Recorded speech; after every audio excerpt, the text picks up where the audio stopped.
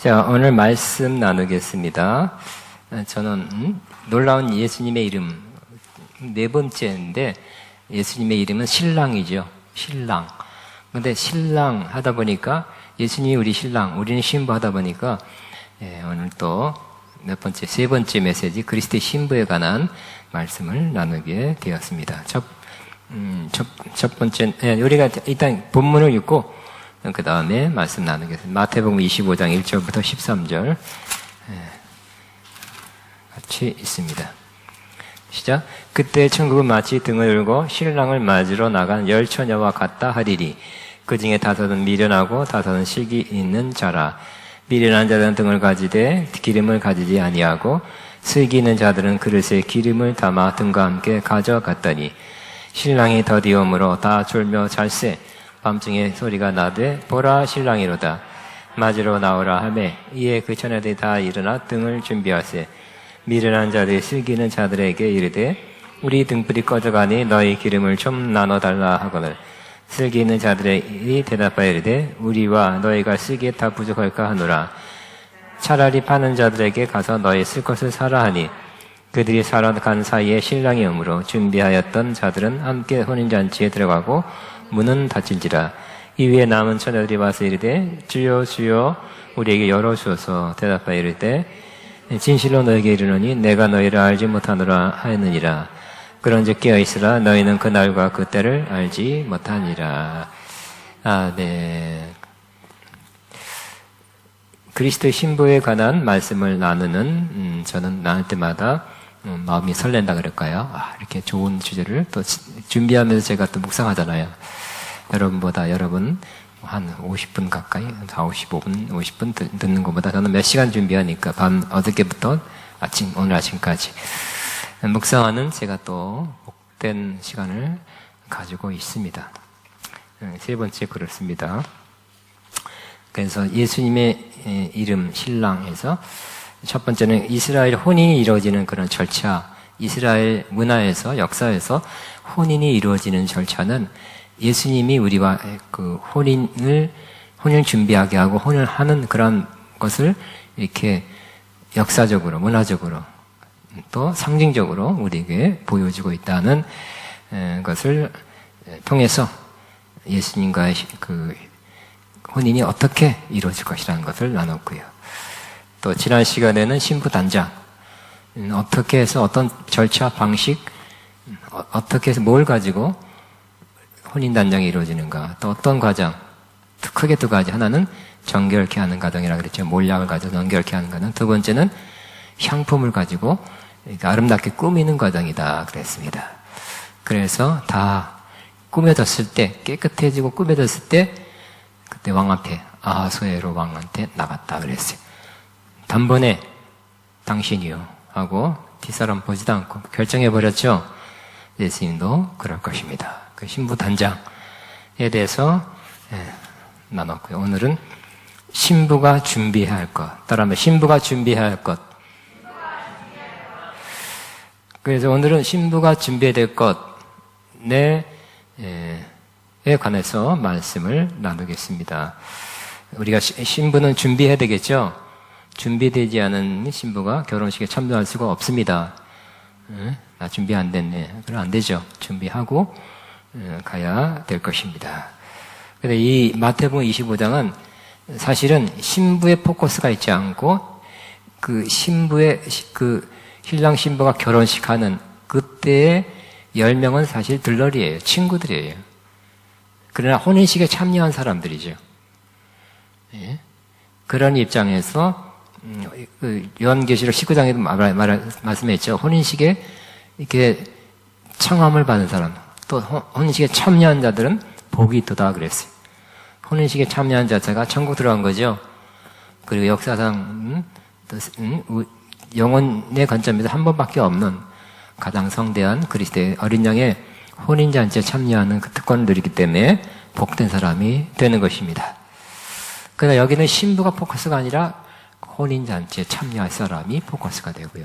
근데 그걸 통해서 그럼 신부는 어떠한 조건인가? 좀 유사성이 좀 있어요. 그리고 맨 마지막에 신부가 뭘 준비되는지를 또 맨 마지막에 나눌 것입니다. 오늘 비유, 예수님께서 비유로 말씀했어요. 비유는 짧은 걸 통해서, 우리 다 아는 이스라엘 문화를 통해서 어떤 상징으로 이와 같다, 이런 식으로. 그래서 비유로 말씀하신 목적은 예수님께서 바로 어떤 사람은 직설적으로 명확하게 말하면 알아듣고 깨닫고 구원받고 고침받고 좋아지고, 그런 사람한테는 안 해야 될 사람은 안 하기 위해서 돌려서 비유로 말씀하셨다고 말씀했습니다. 그리고 제자들에게 이 비유를 깨닫게 해주시고, 깨달은 제자들에게는 그 말씀이 효과가 있고 역사가 있고 그 말씀을 인해서 큰 유익을 얻도록, 영적 복을 받도록 예수님께서 비유로 말씀했다고 기록하고 있습니다. 그러니까 열처녀 비유입니다. 마지막 때는 이스라엘의 혼인잔치에 합려할 예정이었던 열처녀와 같이 될 것이다. 나누게 될 것이다. 라는 걸 통해서 예수님의 재림, 또 혼인잔치가 이와 같을 것이다. 참여할 사람, 참여 못할 사람이 이와 같이 나뉘어질 것이라고 말씀하고 있는 것입니다. 우리가 잘 아다시피 10처녀 중에 5처녀는 미련한 처녀고 5처녀는 슬기로운 처녀입니다. 근데 둘 다 등을 가지고 기름을 태워서 밤이니까 태워서 불을 밝히고 있었습니다. 신랑이다 와서 맞으라 그러면 불을 가지고 나가야 되겠죠. 이스라엘에서 불을 가지지 않고 나갔다는 오해받는다 그래요. 강도 아니면 도둑이에요. 가만히 몰래 숨어서 안 보이게 강도짓 하든지 훔치든지. 그렇기 때문에 반드시 그러지 않은 사람은, 정상적인 사람이라면, 정상적인 목적을 가지고 밤에라도 나갈 사람은 반드시 등을 가지고 나가야 된답니다. 그래서 등을 다 준비했고요. 또 등이라 봤자 우리 뭐 이렇게 요즘같이 무슨 호롱불 이렇게 쇠로 만든 그런 것이 아니라 2000년 전 그러니까 그냥 접시 같은 약간의 파인 접시에 심지가 이렇게 나와 있는 아주 초기 원시적인 그런 등불입니다. 그래도 거기에 기름 담기고 심지를 빼서 불을 지폈습니다. 근데 근데 문제는 이 미련한 처녀는 딱 거기 안에 맞는, 거기에 필요한 기름 요만큼 준비했어요. 그러니까 우리 어렸을 때는 호랑불, 난포불 그래가지고 저도 한 60년 가까이 전에 그런 우리 시골에서 그런 거 봤어요. 그 사기 끓을 때 가지고 용기가 그래도 이렇게 되고 그 심지 빼는 것도 봤고요. 호롱불인가 쇠로 만들고 겉에는 이렇게 유리로 되는 거 들고 다니는 것도 봤어요. 그래서 이스라엘은 그때 쇠로 만들고 그런 2000년 전에 그런 기술이 없으니까요. 아까 말한 접시 약간 작은 주발 같은 데다가 기름을 담아서 심지를 뺐다 그랬어요. 그러면 어떤 사람이 밤에 가려면 그만큼만 준비해서는 안 된답니다. 그게 얼마 안 되니까 접시, 용기 타다가 없어져버린 기름이 다 떨어지면 어떻게 할까요? 꺼지니까 일반적으로 사람들은 다른 용기에다가 기름을 여분으로 준비했다고 합니다. 그래야 어딜 간다는 거예요. 그거 떨어진 중간에 가다가 불이 딱 꺼지면 어떻게 할 거예요? 기름 다 떨어지면 안 되니까 다른 기름 주머니 하나를 따로 준비해서 다녔다고 합니다. 그러니까 이 미련한 처녀는 달랑 거기 등불에 그만큼 채울 기름만 준비하고요. 이 슬기로운 처녀는 거기에 등불에 채운 기름 플러스 나중에 기름이 다 달면 그런 용기에 기름을 준비한 여자였습니다. 그러면 기름이 뭔가? 우리는 이때까지 많이 들었죠. 목사님 통해서 제일 많은 해석은 기름은 성령이다. 성령의 기름 부음이다. 여러분들 그렇게 믿고 있습니까? 그래서 저는 어저께 거의 그런 이거 안 하는데 하도 다양한 해석이 있기 때문에 한번 인터넷으로 한번 목사님 몇 분의 어떻게 해석했나 이 부분만 찾아봤어요. 그랬더니 다양한 해석을 하고 있었습니다. 어떤 뭐 정말 성령이다, 성령의 기름 부음이다 하는 분도 있고, 어떤 분은 성령의 기름 부음이 아니다라고 해석했어요. 그리고 뭐다, 뭐 말씀이다. 왜냐, 내 발은 등이, 하나님 말씀은 내 발에 등이요 빛이 된다. 그렇기 때문에 빛내는 거, 비추는 거기 때문에 말씀이다. 이렇게. 그다음에 착한 행실이다. 왜? 너희 착한 행실 통해서 그 빛인 착한 행실인데 그것을 비추어서 하나님께 영광을 돌리려 했기 때문에 그렇다. 또 믿음이다. 또 말씀에 대한 행함과 실천, 이렇게 다양한 해석을 하고 있었습니다. 그러면 저의 해석은 뭘까요? 이 등이 뭐다. 그러니까 등에 담겨 있는 기름에 대한 해석은 저는 이렇게 해석하고 있습니다. 마지막 때 성도가 꼭 준비해야 할 영적인 요소들, 그것들의 상징이 기름이라는 거예요. 다시 한번, 마지막 때에 성도가 꼭 준비해야 할 영적인 요소들, 이것들이 바로 기름으로 상징되어 있다는 것입니다. 그러니까 성령 충만만이 아니죠. 성령 충만이면 다 돼요? 그럼 맨날 성령 충만 하면 될 거예요. 성령 충만. 그것만 아니, 성경에 보면 그것만이 아니라는 것도 나와 있습니다. 그래서 일단 저는 이 요소가 다 포함된다고 봐요. 다 좋은 요소, 중요한 요소, 필요한 요소이기 때문에. 그러나 그럼 굉장히 하나 하기도 어려운데 뭐야 이거 5개나 마련하려고 준비하려면 엄청 어렵겠네요. 그 중에 3개만 하고 2개는 뭐 과목 떨어지듯이 그런 거 될 수 있겠네요. 근데 그게 아니라 성령 충만하 다 연결되어 있어요. 성령 충만하면 다 말씀을 사모하게 돼요. 그래서 진짜 성령 충만한 사람 말씀 사모하죠. 말씀 있게 되고 심지어 또 기도도 하게 되고, 또 성령 충만한 사람은 사랑 실천도 하게 되고요. 또 성령 충만한 사람은 믿음도 있어요. 일단 연결되어 있어요, 사실은. 그래서 저는 우리가 마지막 때에 준비해야 될 꼭 필요한 그런 것들, 이렇게 포괄적으로 이렇게 정의하는 거, 이렇게 해석하고 있습니다. 그러나 이 요소들은 다 필요한 것들이, 보면 성령 혹은 성령의 기름 부음은 예수님께서 같이 있습니다. 예수께서 성령의 충만을 입어, 성령 충만이라 그랬어요. 1절에, 4장 1절에. 근데 그 다음에 주의 성령이 내게 임하였으니 이는 가난한 자에게 복음을 전하게 하시려고 내게 기름을 부으시고 나를 보내사. 그러니까 성령 충만, 또 성령으로 내게 임하셨다. 하지만 또 다른 표현으로 성령의 기름 부음이라고 말하고 있어요. 성령 충만이나 성령 기름 부음이 다른 게 아니에요. 틀린 게 아니에요. 다른 각도에서 본 것입니다. 똑같은 것이. 또 우리에게도 성령 충만 받았죠? 성령 충만가 안 돼. 성령의 기름 부음 받아야 돼. 그런 사람이고도 조금 혼돈하고 있는 거예요. 성령 충만이나 성령의 기름 부음이나 사실상은 같아요.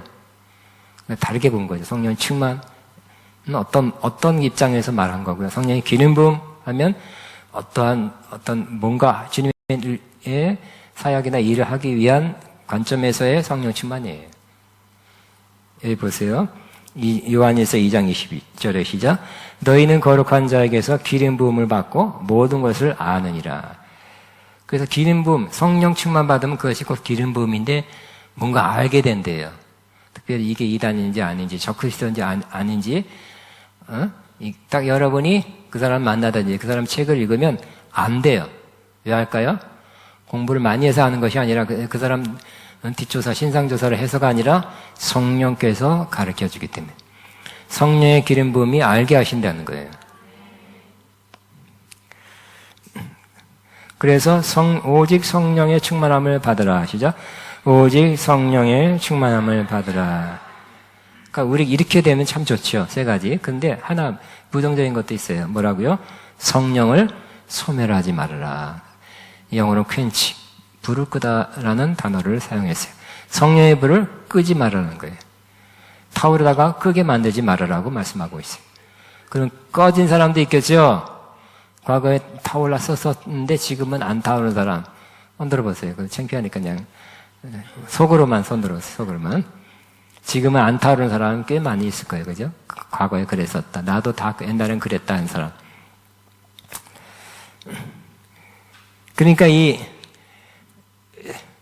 슬기로운 처녀는 아직도 성령 충만이 있는 거예요. 그러나 이 미련한 처녀는 성령 충만 받은 적은 있지만 지금은 성령의 역사가 거의 없는 사람이에요. 소멸된 사람이에요. 또 말씀이죠. 말씀이 얼마나 중요합니까?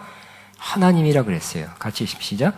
태초에 말씀이 계시니라. 이 말씀이 하나님과 함께 계셨으니 이 말씀 곧 하나님이시라. 그 다음 내가 너에게 이른 말은 영이요 생명이라 그래요. 말씀이 영이고 생명이래요. 그 다음에 시작. 그리스도의 말씀이 너희 속에 풍성히 거하여 모든 지혜로 피차 가르치며 권면하며 그랬어요. 항상 우리 안에 또 우리들 안에 뭐가 있어야 된다고요? 말씀이 풍성히 거해야 된대요. 그 말씀에 입각한 그 가르치고 권면하면 항상 있어서 말씀대로 살도록 기도 안 하고 있으면 어디 성경 구절 많잖아요. 기도하라는 성경 구절 많은 기도에 관한 성경 구절을 이렇게 직관적으로 인용하면서 기도합시다 우리 이렇게 한다든지 낙심된 사람에게는 성경 말씀에 또 하나님의 위로 그런 또 하나님의 주신 세임에 관한 말씀을 기억해내면서 가르치거나 또 권면할 수 있다고 말씀합니다. 그런데 이 부정적인 측면에서 보면 시작. 양식이 없어 주림이 아니며 물이 없어 가람이 아니요 여호와의 말씀을 듣지 못한 기갈이라 그랬어요. 마지막 때 기갈이 온다 그랬죠. 다시 하나님께서 보낸다 그랬어요. 그런데 이 기갈은 진짜 물, H2O가 아니라 말씀이 물이라 그랬잖아요. 그죠? 말씀을 듣지 못한 기갈이라 그래요. 마지막 때는 인터넷에 막 말씀도 많고 그러지만 말씀을 듣지 못한 기갈, 목말름이 많은 사람에게 있게 될 것이다.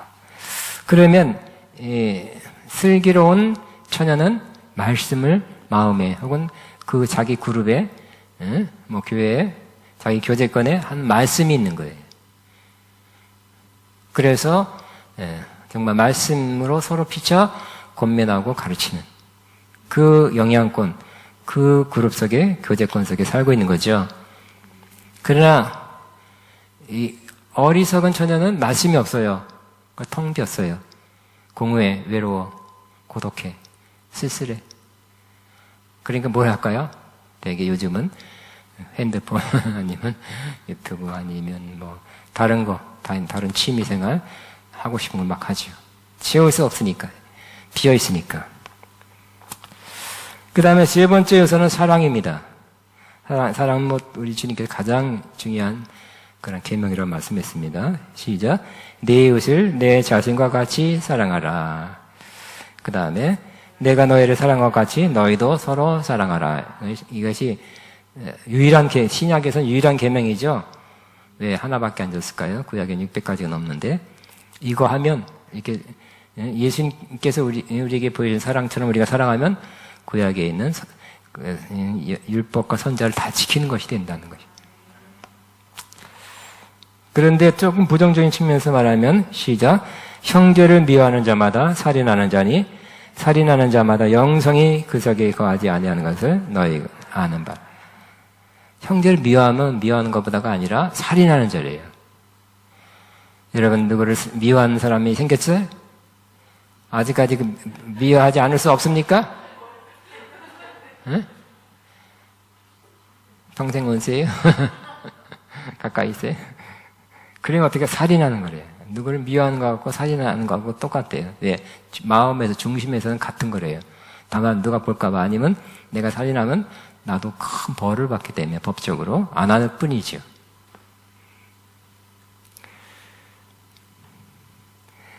또 이 사랑하지 않는 것이 얼마나 큰 죄인지 그 운명이 달라지는지에 대해서 또 마태복음 25장 양과 염소로 분리될 것을 통해서 말씀하십니다. 같이 있습니다. 왼편에 있는 자들에게 이르시되 저주를 받은 자들아 나를 떠나 마귀와 그 사자들을 위하여 예비한 영원한 불에 들어가라. 내가 드릴 때에 너희가 먹을 것을 주지 아니하였고 허를 받았을 때에 옷 입히지 아니하였고 병 들었을 때와 옥에 갇혔을 때에 돌보지 아니하니라. 시간이 없었어요. 나도 힘들었어요. 그게 다른 이유가 많겠죠. 근데 어쨌든 안 한 거에 대해서 이 보세요. 줄일 때 먹을 걸 주는 건 결국 사랑 시청이죠. 안 했어요. 사랑 시청 안 하는 거면 다들 안 하는데 뭐. 그게 추세인데 뭐. 그래도 나도 안 했죠 뭐. 왜 안 된대요? 어떻게 되냐? 그 사람의 운명은 저주를 받은 자들아. 나를 떠나 그 마귀와 그 사자들을 위하여 예비된 영원한 불에 들어가라 그랬어요. 사랑 시청 안 하는 것이 이렇게 크대요. 그 다음 보세요. 줄일 때 너희가 먹을 것을 주지 않았다. 나는 막 맛있는 거 먹고 새끼 꼭 잡고 먹고 또 뛰고 살 뺀다고 막 그러는데 저기 먹을 것도 없어요. 안 줬어요. 이것이 이런 운명이 기다리고 있다면 헐벗을 때 옷 입히지 아니하고 병들었을 때와 옥에 갇혔을 때 돌아보지 않은 것. 바빴어요. 돌아보지 않은 것도 사랑 실천이 아니고 왼쪽 염소 같은 사람이고 그 운명은 뭐라고요? 저주받은 사람으로서 나를 떠나 예수님을 떠나 마귀와 그 사자들을 위하여 예비되면 영원한 불에 들어갈 사람이 된대요. 제가 한 말이 아니에요. 예수님이 하신 말씀이에요. 심각하지 않습니까? 이거 안 하는 건 일반적으로 안 하죠. 그래도 특별한 사람한테만 하잖아요. 그죠? 그냥 안 하는 게 이렇게 무섭다는 거. 그럼 내가 언제 안 했습니까? 언제 했습니까? 언제 안 했습니까? 물어보니까. 가까운 우리는 가족이나 가까운 사람만 하잖아요. 이런 거 돌아보는 거. 근데 예수님께서 이 작은 소자에게 한 것이 나게 한 것이고, 이 작은 소자에게 안 한 것이 난다. 안 한 것이라고 그랬잖아요.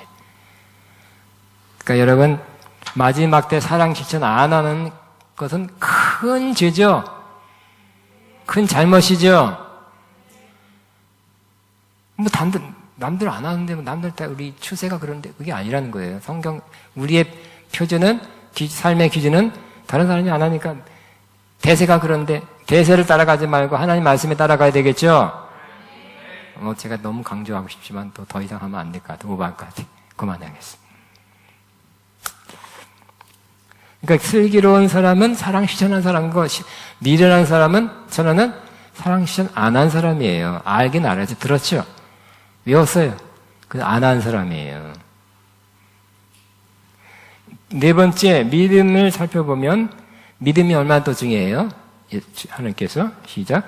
오직 나의 의인은 믿음으로 말미암아 살리라. 자, 주님을 놀라시게 한 백부장의 믿음이 있습니다. 예수님께서 시작. 나는 지금까지 이스라엘 사람 가운데서 아무에게도 이런 믿음을 본 일이 없다. 내 믿음이 너를 구원하느니라. 믿음으로 구원받아요. 치유받고 내 믿음대로 될지어다. 믿음이 있으면 하나님의 기적을 체험하죠. 또 믿음으로 의롭다함 받습니다. 시작. 예수 그리스도를 믿음으로 말미암아 모든 믿는 자에게 미치는 하나님의 의인이 차별이 없느니라. 예수님 믿으면 하나님의 의를 선물로 받습니다. 하나님의 의는 우리가 착하게 바르게 행동해서 얻을 수 없는 거라 그랬죠. 너무 수준이 높아서 우리는 못해요. 하나님께서 선물로 주셔야 돼요. 예수님이 십자가에 죽으심으로 대신 불의에 대한 대가를 치르고 우리에게는 의를 선물로 주신 겁니다. 누구에게 주십니까? 나에게. 이뻐서?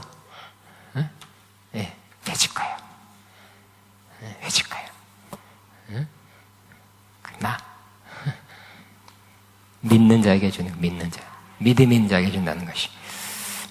그런데 조금 부정적인 면을 찾아보면, 자, 믿음은 있다가도 없어진다는 걸 말씀하고 있어요. 시작. 너희는 믿음 안에 있는가 너희 자신을 확증하라. 예수 그리스도께서 너희 안에 계신 줄을 너희가 스스로 알지 못하니라. 그렇지 않으면 너희는 버림을 받은 자니라 그랬어요. 예수님이 믿음이 없으면서 있는 줄 알고 있는 사람 돼서는 안 되겠죠. 응? 우리 누가복음에 나오죠. 예수님 유월절 지키러 온 친척 가족이 딱 올라갔는데 며칠 지나 보니 예수님 그 안에 없는 걸 발견했죠. 그래서 거꾸로 가서 거기서 보니까 성전에 계셨어요. 없는데도 있는 줄 아는 거. 예수님이 안 계신데도 계신 줄 알고 믿음이 없는데도 있는 줄 아는 사람이 제일 불쌍한 착각한 사람이죠. 여러분 믿음이 있습니까? 살아있는 믿음이 있습니까? 그냥 무조건 아멘 막 진짜 물어보지 않는데 왜 아멘해? 이게 문제야. 물어볼 때 대답하세요. 진짜 살아있는 믿음이 있습니까? 예수님 여러분 심령 안에 있습니까? 여러분 삶 안에 예수님이 계십니까? 네.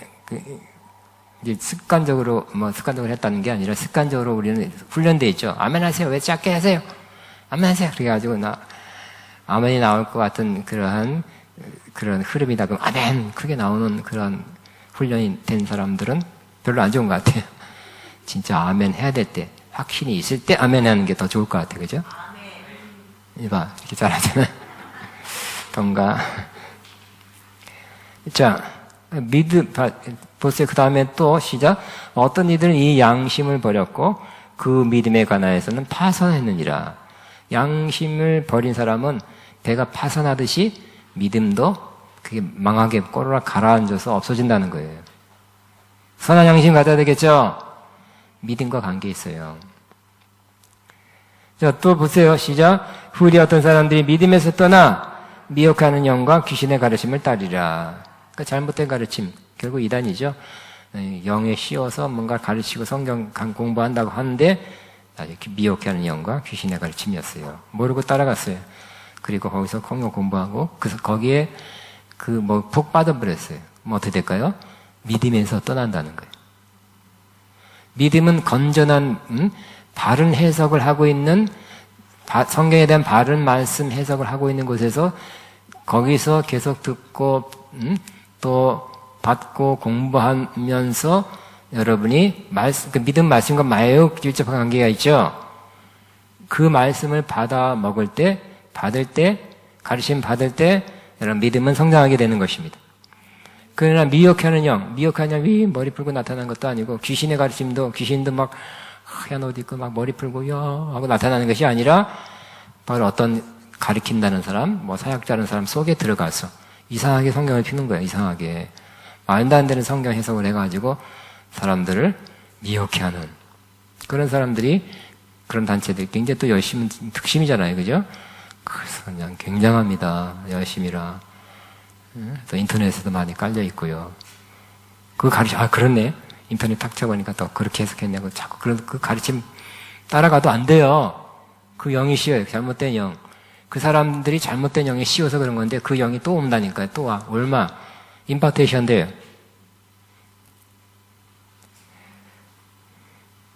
자, 또 믿음에 관해서 부정적으로 시작.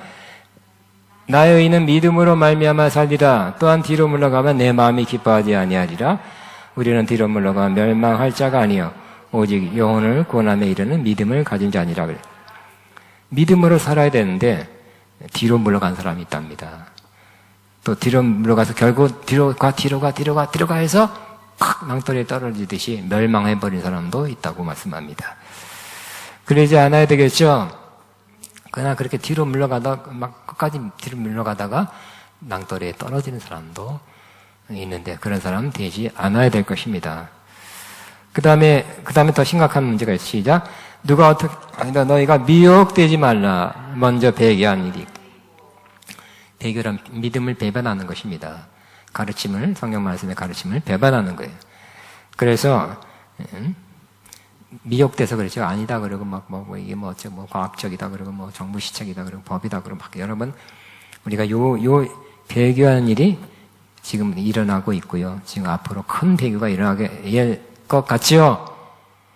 여러분 국회에서 법안이 통과되는데 백신 안 맞으면 처벌이다 그러고 학교에서 등교하려면 백신 맞아야 되고 근데 지금 백신이 문제가 있다는 것이 아니라 언젠가 문제가 될 때 문제가 된 것이 백신 안에 있을 때 여러분 사회생활 못하게 될 걸 거부하면 사회생활 못하죠? 처벌받는 법이 자꾸 통과되잖아요.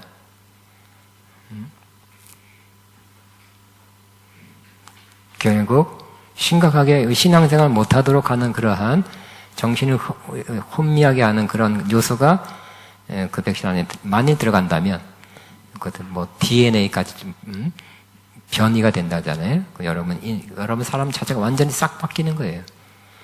만일 그렇게 된다면 지금 그렇다는 게 아니라 만일 그렇게 된다면 알았을 때 여러분이 맞아야 될까요? 안 맞아야 될까요? 여러분 맞을 것 같아요. 그래도 좀 먹고 살라고. 응? 맞아야 될까요? 안 맞아, 여러분 맞을 것 같습니까? 안 맞을 것 같습니까? 안 맞을 거예요? 그럼 어떻게 살아요? 슈퍼도 갈 수 없고, 자동차도 살 수 없고, 예? 모든 활동 할 수 없는데. 텔레비 나오잖아. 나는 자연인이다. 산에 들어가서 자연인 근데 그런 사람이 많아지면 또 그 산도 바글바글해서 먹을 것도 없을 것 같아. 이 추울 때 또 나무 해갖고 와야 되는데, 또, 응? 핸드폰도 못 쓰잖아. 위치 추적 다 하니까. 핸드폰 못 쓰고, 뭐 살 수도 없고, 탈 수도 없고, 은행 거래할 수 없고. 그럴 때 여러분은 참 어려운 때가 올 것 같죠? 지금은 아니에요. 언젠가는 그렇게 온다면,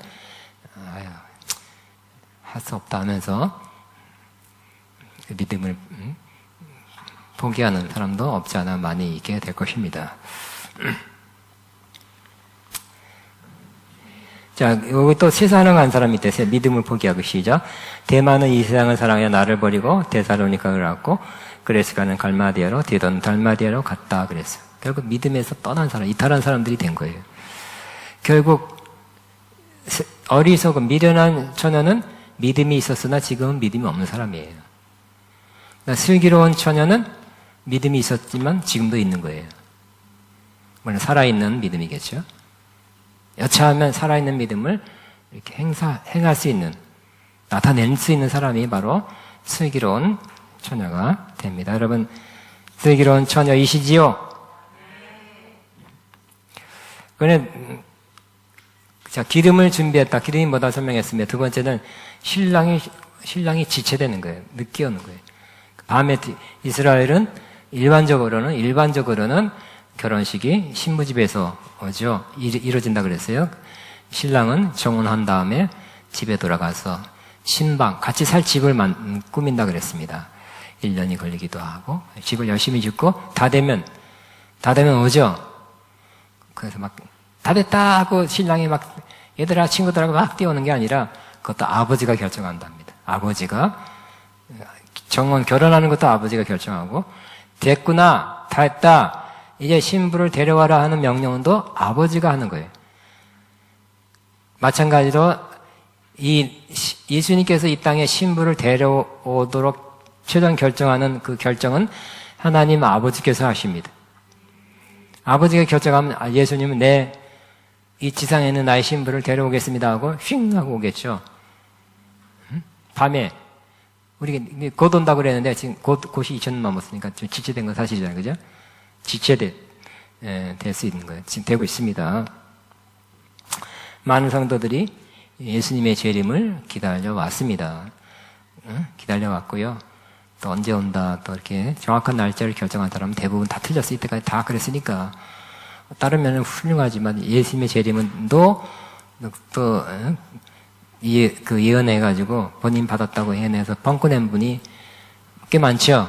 네, 그거는 좀 그렇다. 근데 그분 전체가 이단이라 그러긴 좀 너무 그래요. 다른 면이 훌륭해서 우리가 알고 있는 너무 훌륭한 분도 꽤 날짜를 적게 받았다 하고 발표를 했는데, 그러니까 막 신문에 발표한 게 아니라 뭐 특별한 자기의 중직들한테만 발표했는데 틀렸어요. 지금부터 또 발표한 사람 또 있더라고요. 제가 예언합니다. 틀릴 것이다. 나는 언제 온다는 예언 안 하고 틀렸다 맞았다만 예언하게. 하나님만 아신다는 거예요. 예수님 는 아마 내려가실 때 가르쳐 됐다, 준비됐다. 응? 하늘의 처소도 마련됐고 신부도 준비됐다. 내려가서 데려와라. 명령하면 예수님께서 그때 오실 것입니다. 세 번째, 한밤중에 소리가 있을 것입니다. 밤중에 와요. 근데 그냥 오는 것이 아니라 자기 신랑의 친구들과 함께 오죠. 횃불 들고 올 것입니다. 등을 들 거예요. 그때 친구들이 뭐라 그래요? 보라! 신랑이다! 맞으러 나오라! 그래. 이렇게 신랑의 친구들이 알려줘요. 동네에서 알려줘요. 갑작스럽게 한밤중에 찾아올 수도 있습니다. 예상치 못한 어느 날 신랑 예수님께서 호련히 오실 거예요. 그때 예수님께서 데살로니가 전서 4장에는 주께서 호련과 천사장의 나팔 소리와 함께 하늘로서 호련히 이 땅에, 공중에 임하신다고 말씀하고 있습니다. 한밤중에 예상 못한 시간에 또 뭐 영적으로 보면 어두운 때, 어둠이 아주 깜깜할 때 예수님의 재림은 있게 될 것입니다.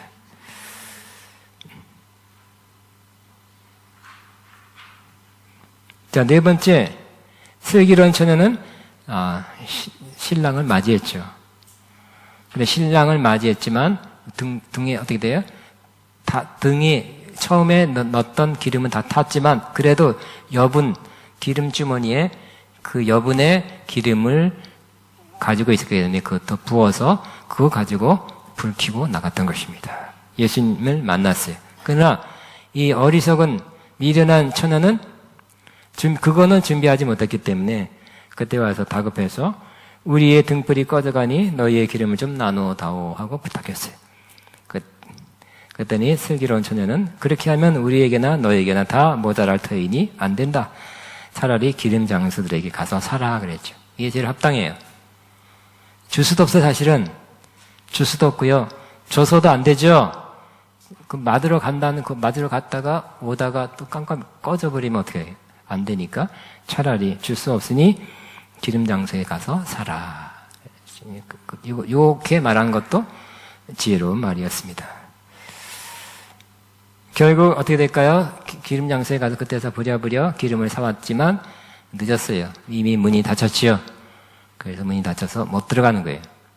당시에는 물론 문화적으로 보면 밤에 이루어지는 혼인잔치에는 또 강도나 여러 가지 나쁜 사람들이 쳐들어오기 때문에 또 문을 한번 열었다가 손님이 들어오면 다 닫고 문을 안 열어준다 그래요. 자, 그래서 다시 한번 정리하면 이 어리석은 처녀는 어떤 사람이라고요? 크게 말하면 등불이라면 기름을 준비하지 못한 사람이에요. 근데 기름이 뭐라고요?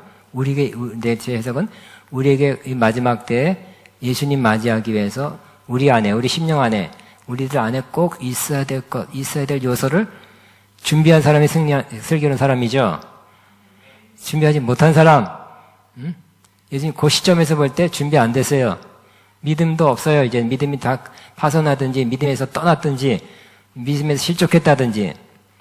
그러나 살아있는 믿음을 가진 그 사람은 이제 잠시 이렇게 누웠다가 일어나서도 믿음이 살아있기 때문에 또 그 믿음은 살아있는 믿음의 모습을 보이는 거예요. 여러분 믿음 가진 사람이 한 12시간 자고 피곤해서 12시간 살았다 그래서 믿음이 다 없어집니까? 아니죠. 또 믿음으로 기도하고 믿음으로 살아가죠. 살아있는 믿음은 그것과 관계없어요. 사랑도 사랑했었으나 지금 안 하고 있는, 사랑 실천 안 한 지 오래된 사람은 미련한 처녀와 같아요. 그러나 필요할 때마다 사랑 실천하는 사람, 이런 사람은 슬기로운 처녀가 될 것입니다.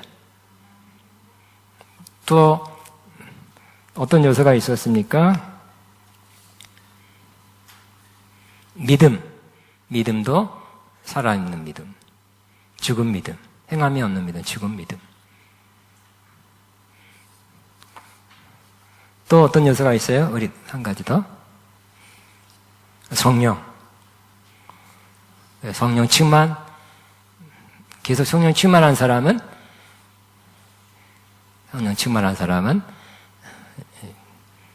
예수님 언제라도 맡을 수 있는 준비가 된 사람이죠. 이미 성령이 계시기 때문에. 내가 밥 먹고 밥하고 일상생활 한다고 해서 그 성령님께서 안 계시고 떠난 건 아니죠. 그냥 우리가 일상생활 해서 그걸 잠시 의식을 안 했을 뿐이에요. 그러나 여러분이 또 기도하거나 전도하거나 사랑할 때는 성령님이 힘 주시고 감동 주시고 하는 것이 또 올라오죠. 성령 충만한 사람은 이렇게 찬양하고 경배하고 집회 삼당할 때는 더 충만함을 느끼죠. 그렇지만 여러분 일상생활 하다 보면 거기에 포커스가 맞춰지지 않았기 때문에 그걸 느끼지 않았을 뿐이에요. 그러나 또 여러분이 영적인 일, 또 영적인 삶, 행동을 하게 되면 다시 또 올라오는 걸 느껴요. 내 안에 성령 충만이 있기 때문에. 그러나 성령을 소멸해버린 사람은 안 올라와. 빡빡해, 썰렁해. 과거는 안 그러네, 지금은 이 모양이에요. 이런 사람은 미련한 처녀가 될 것입니다.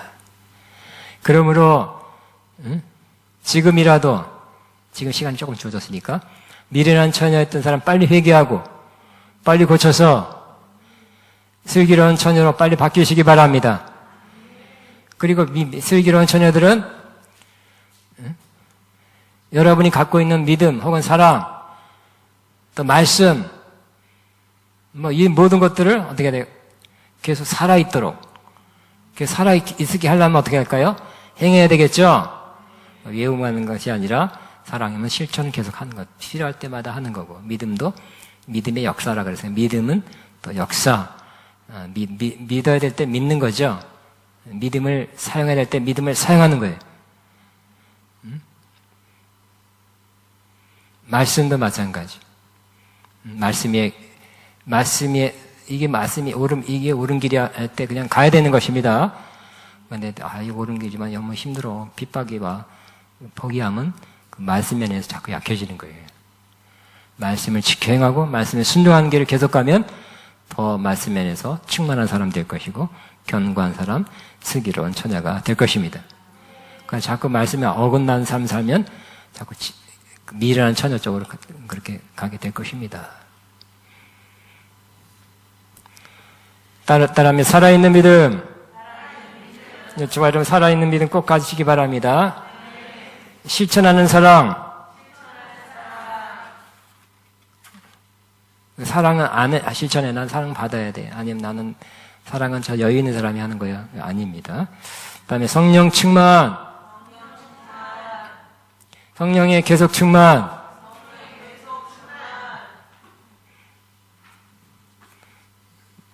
또 하나는 뭐라고 제가 나눴습니까? 말씀. 말씀에 거하는 삶. 말씀에 순종하는 삶. 말씀에 따라 사는 삶. 그래, 말씀을 알긴 알지만 그렇게 말씀은 그렇지만 그렇게 이 시대에 그렇게 살 수는 없죠. 힘들어요. 그러면 자꾸 미련한 쪽으로 가게 될 것입니다. 그럼 마지막으로 그러면 예수 그리스도의 신부와 여기 아까 말한 이 마태복음 25장에는 예수 그리스도의 신부에 초점이 있는 게 아니라 혼인잔치에 참여할 사람, 참여하지 못할 사람의 그런 구분이었어요. 근데 예수 그리스도의 신부에 초점을 두고 직접 말씀한 것은 요 구절이 아니라 다른 구절에 있어요. 우리가 잘 아는 요한계시록, 제가 교재의 마지막에 있죠. 요한계시록 19장에 나타나 있습니다. 그러니까 슬기로운 처녀와 유사한 면이 있지만 조금 다른 면이 있어요. 보시기 바랍니다. 요한계시록 19장 8절 9절 같이 있습니다. 시작. 그의 아내가 자신을 준비하였으므로 그에게 빛나고 깨끗한 세마포 옷을 입도록 허락하였으니 이 세마포 옷은 성도들의 옳은 행실이로다. 천사가 내게 말하기를 기록하라. 어린 양의 혼인잔치에 청함을 받은 자들은 복이 있도다. 그래서 그래, 이 빛나고 깨끗한 세마포, 요즘 말하면 웨딩드레스예요. 하얀 웨딩드레스예요. 웨딩드레스 없이 결혼식 하는 신부는 아직까지 저는 못 봤어요. 한번 봤다. 전통 의상 입고. 어쨌든 웬만하면 다 하얀 웨딩드레스를 입고, 참여하죠. 그냥 가서 그냥 거기 걸려있는 것이 아니라, 미리 준비하고, 옷 입고 또 드라이하고 그것도 쉽지 않더라고요. 비싸기도 하고. 웨딩스를 준비해서, 자기 맞는 거 골라서 맞춰서 입고 가요. 근데, 빛나고 깨끗한 세마포, 결정적인 것은 신부의 조건은 빛나고 깨끗한 세마포를 입었느냐, 안 입었느냐. 더러운 입었다. 아니죠. 땡이에요. 근데 여기 이 빛나고 깨끗한 세마포가 뭐냐에 대한 해석이 또 성경 본문에 나타나고 있어요. 뭐라고요? 이 세마포는 성도들의 옳은 행실이로다 그랬어요. 성도들의 옳은 행실이 바로 세마포래요. 그러면 천사가 내게 말한 기록하라. 어린 양의 혼인잔치에 청함을 받은 자들은 복이 있도다 그랬죠. 자, 다시 조금 차이가 있다 그래요. 슬기로운 처녀는 원래는 신부가 아니라 신부의 친구들이고 말하자면 들러리에 도와준 사람이에요.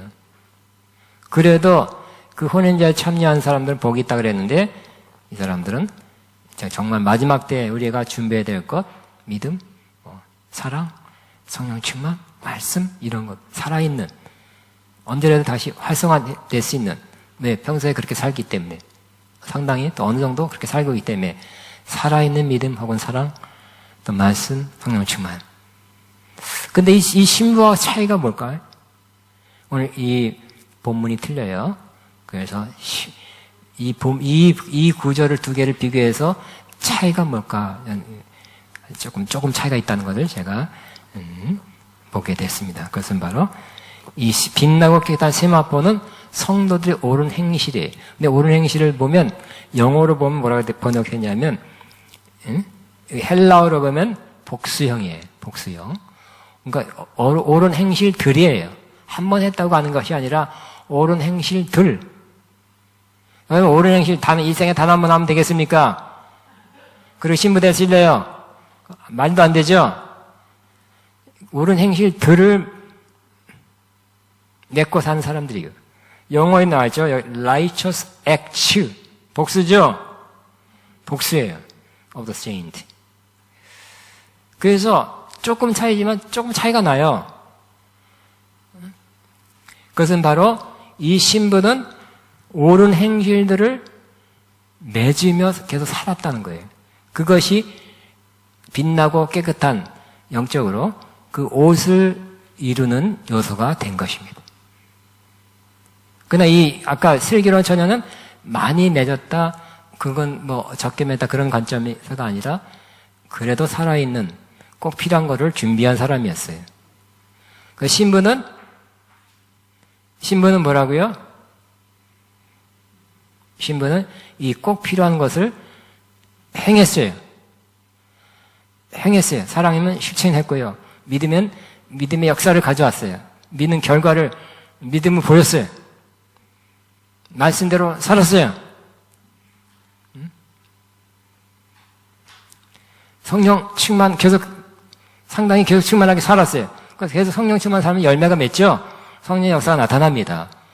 그렇게 역사로 맺은 삶을 살았던 사람. 그래서 그것이 자기를 신부로 만든 사람이 빛나고 깨끗한 세마포 입은 신부가 되는 것입니다. 이런 사람이 있죠. 강도, 십자가의 좌우 오른편에 있는 강도는 자기가 지혜져서 살인죄를 졌기 때문에, 큰 죄를 졌기 때문에 십자가에 달렸어요. 예수님 우편에서. 근데 나를 그때 회개하고 예수님 그때 믿었죠. 열매 맺을 기회가 없었어요. 믿음 하면 고백한 것밖에는. 사랑 실천도 못하고요. 아무것도 못했어요. 성령 충만? 모르겠어요. 말씀 충만? 말씀대로 안 살았는데. 그 말씀 살 기회가 없었어요. 그러니까 이렇게 겨우 구원받은 사람이 있겠죠. 롯은 하나님의 백성이었지만 세상의 환락 도시인 소모라에 자기가 결정해서 갔어요. 그리고 그 환락을 즐겼어요. 그러나 그 10년 깊은 곳에서는 마음이 의로운 롯이 안타깝게 탄식했다고 기록하고 있어요. 그러면서 또 안 나와. 소돔과 고모를 떠나지 않는 거예요.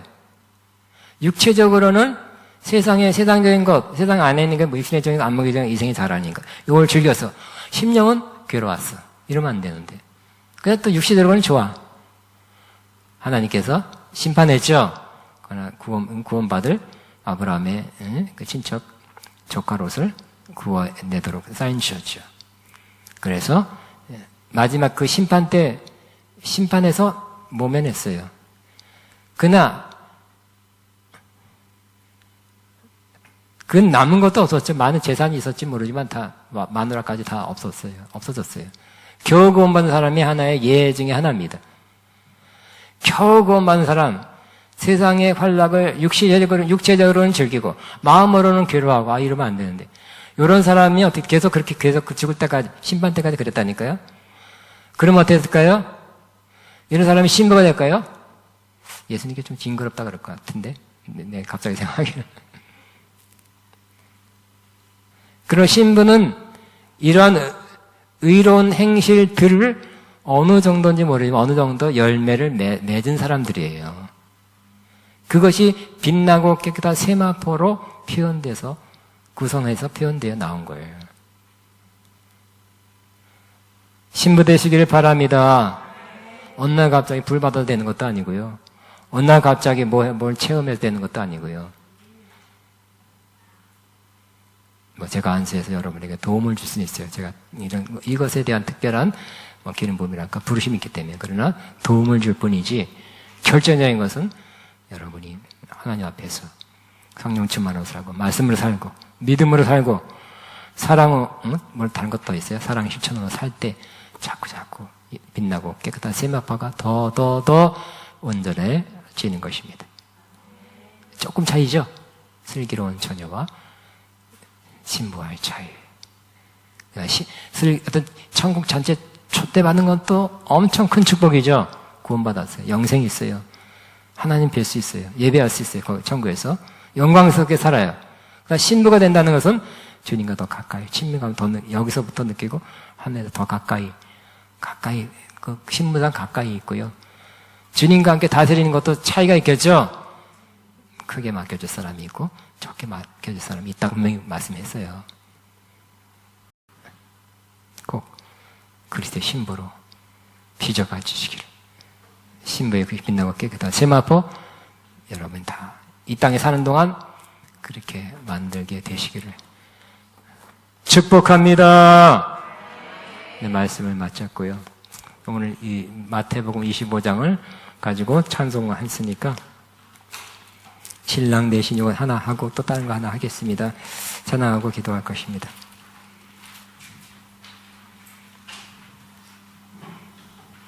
(175장) 신랑 대신 예수께서 다시 오실 때 밑에는 밝은 등불 들고 나갈 준비됐느냐.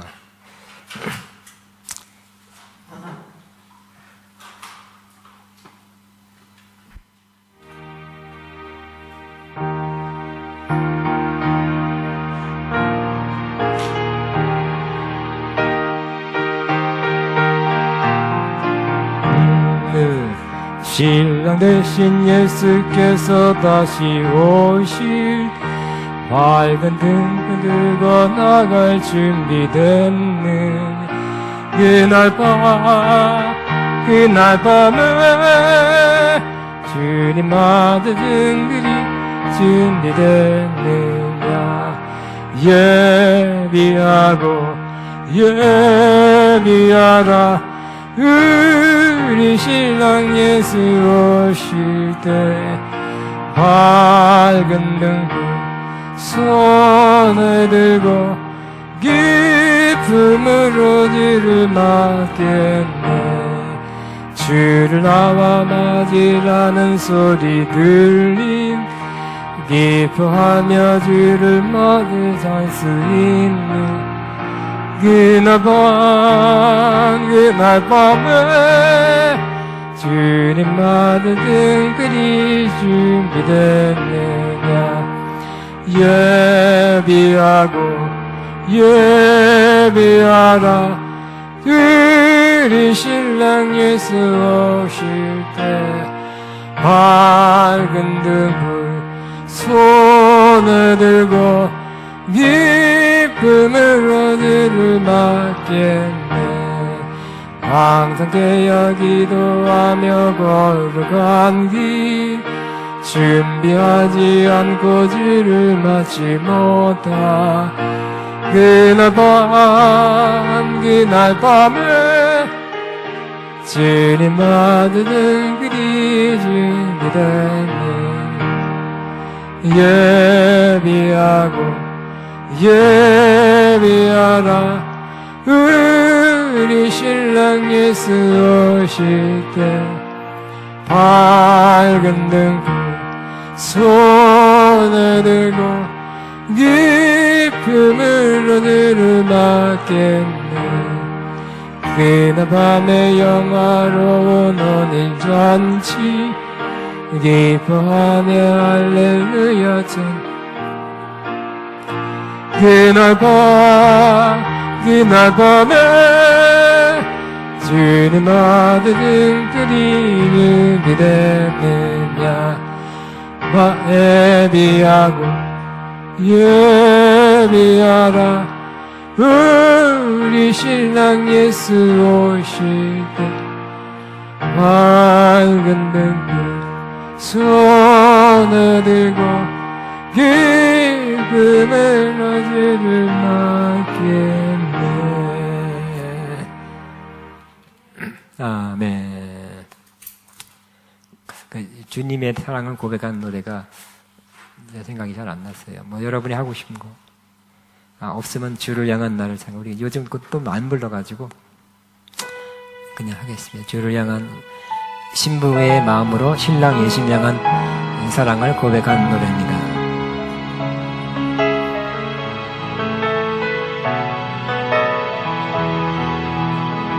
주를 향한 나의 사랑을 주께 고백하게 하소서.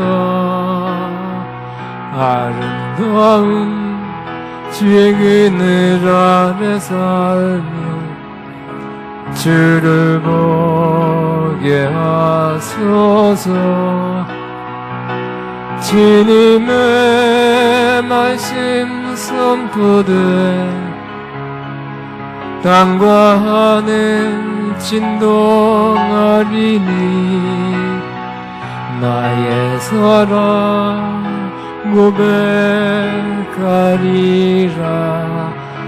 나의 구주 나의 친구 부드러운 주의 속삭임 나의 이름을 부르시네.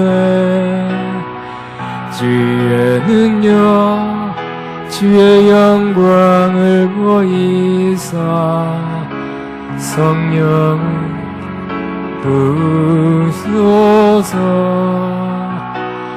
메마른 것 거룩해진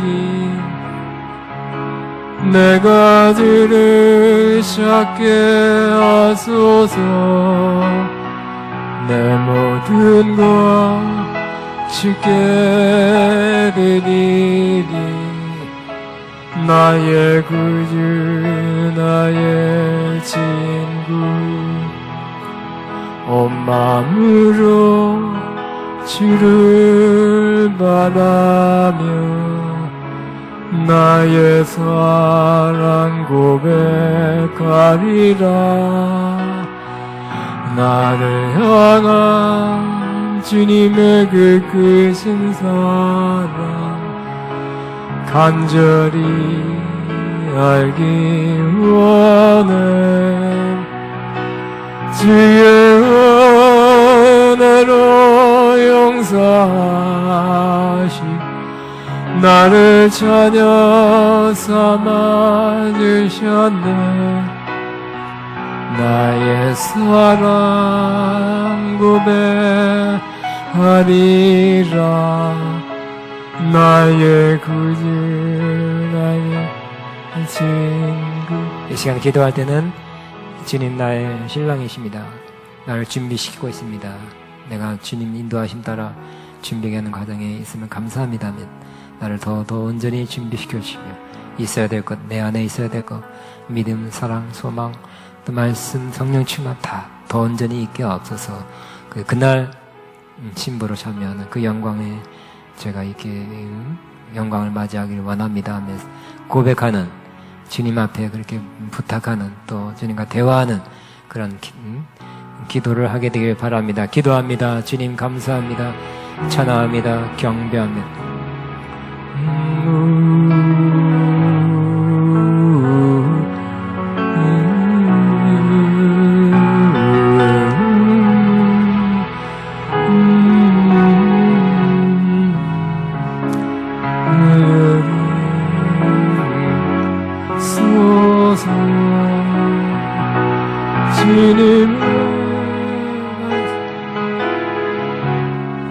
주님과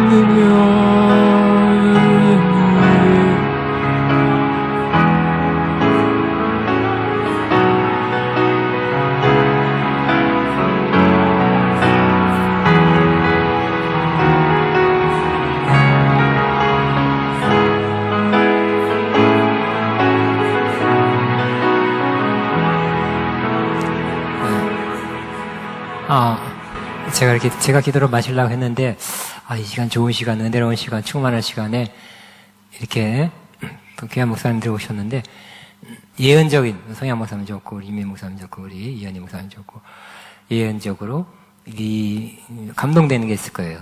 또 지금 이렇게 느낀 거, 감동된 거, 보인 거, 이게 좀 한 2, 3분씩만 이렇게 나누면 참 좋겠다. 감동될 때 나눠야 되겠죠? 그러면 충만할 때. 또 이 주제로 한번 나눠주시기 바랍니다. 2분 정도, 2, 3분씩. 중요한 말씀 같아요. 중요한 예보. 요한계시록 19장 10절에 예수그리스도를 증거하는 것이 예언의 영이라 그러죠. 신랑 대신 예수님을 증거하는 것이 예언의 영이에요. 신랑 대신 예수님 신랑만이 아니니까 물론 신랑 대신 예수님을 증거하는 것이 예언의 영이라 그랬어요. 집 팔아라 사라 이것만 이거 예언 아니에요.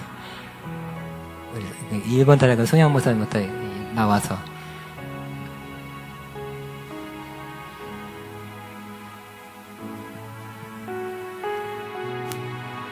주님을 찬양합니다. 계속 말씀을 통해서 저와 여러분에게 기름 부어지는 것은 이전에 경험하지 않은 것이다라는 것 앞에 그러나 그 기름 부음이 계속 말씀 속에서 또 여러분을 통해서 주시는 것은 온유하다, 따뜻하다, 풍성하다는 것보다는 기름 부음 안에 뭔가 가시도 있는 게 보였고 뭔가 모나는 것도 보였고 그러나 주님이 양쪽을 온유하고 풍성한 것 그다음에 또 한쪽에 가시가 있고 또 모남이 있는데 주님이 이쪽은 신부로 준비되고 이쪽은 안 된다가 아니라 바로 이쪽에는 어느 부분들이 깎여지고 또 훈련되면서 온유하고 또 순전한 기름으로 부어질 것이다. 그래서 계속 여러분에 있는 저와 여러분에게 있는 그런 가시 같은 것들 하나님 앞에 걸림되는 것들을 치워내주는 그런 모습이 보였고 또 우리가 그것을 발견할 때 신부로 더 가까이 갈 수 있다 말씀하시면서 이 시간 선포를 통해서 주님이 주시는 것은 나는 할 수 없으나 주님이 하십니다. 내가 십자가 피공로의 옷을 입었음에 그 옷의 명령에 따라 피의 명령에 따라 나는 신부로 단장됩니다. 지금은 허물이 있지만 그러나 온유하고 신부로서 갖춰야 될 모든 것 갖춰갑니다. 이런 신앙으로 고백하기를 원한다 말씀합니다. 축복합니다.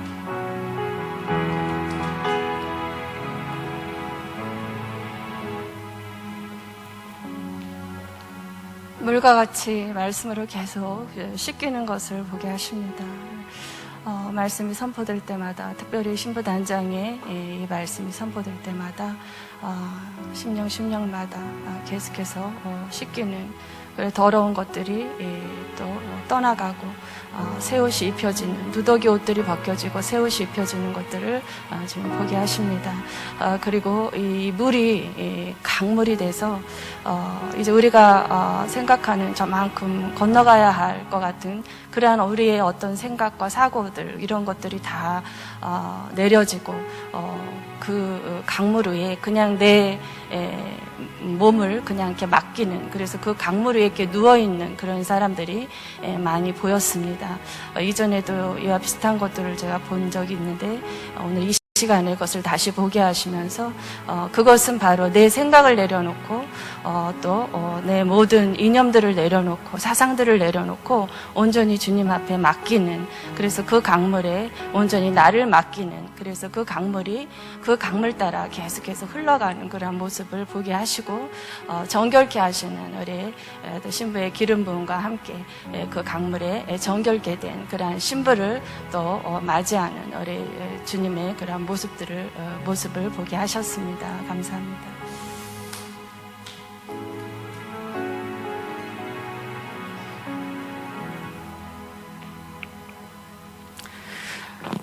더 이상 말씀이 지식이 되지 않기를 원한다고 말씀을 하셨고요.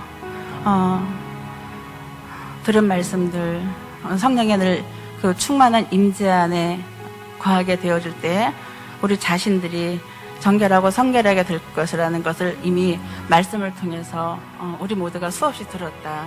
그러나 그 들은 말씀이 머리에 머물러 지식에 머물러 있으면 우리의 삶이 변화가 되지 않을 것이라고 하십니다. 들은 말씀을 먼저 나 자신부터 돌아보고 내 자신이 먼저 예수 그리스도의 십자가의 보혈의 강물에 깊이 잠겨서 나보다는 상대를 더 낮게 여기고 날마다 내가 낮아지고 겸손하며 내 주위를 먼저 돌아보게 되어지고 그리고 나의 연약함과 부족함을 늘 먼저 볼 수 있기를 바란다고 하십니다. 내 눈에 들보를 먼저 볼 수 있는 그러한 분별력이 너희들에게 있기를 원한다고 하십니다. 그래서 상대의 연약한 티나 허물들은 품어줄 수 있고 용납하고 그래서 2021년도는 이 아가페 우리 모두가 다 아는 자가 아니라 지키고 행해서 내 삶에서 예수 그리스도의 십자가의 그 사랑이 증거되어지고 증명될 수 있을 때 비로소 우리 모두가 다 너는 나의 신부다. 그리고 너는 그리스도의 사람이다. 그리고 너희는 나의 향기다. 이렇게 우리 모두가 들을 수 있을 것이라고 말씀하십니다. 주님의 이름으로 축복합니다. 네, 아멘. 또 있습니까? 보고 하고 싶은 사람, 나오고 싶은, 뭔가 말씀하고 싶은 분. 없으면 주님께서 우리를 계속 빛나고 깨끗한 세마포 입은 신부로 준비하고 계시죠? 만들어 가고 계시죠? 그런데 주님, 여러분 그렇게 하고 계십니다. 우리 주님 감사합니다. 세 번 하고 마치겠습니다. 주님 감사합니다. 주님 감사합니다. 주님 감사합니다. 아멘. 박수로 마칩니다.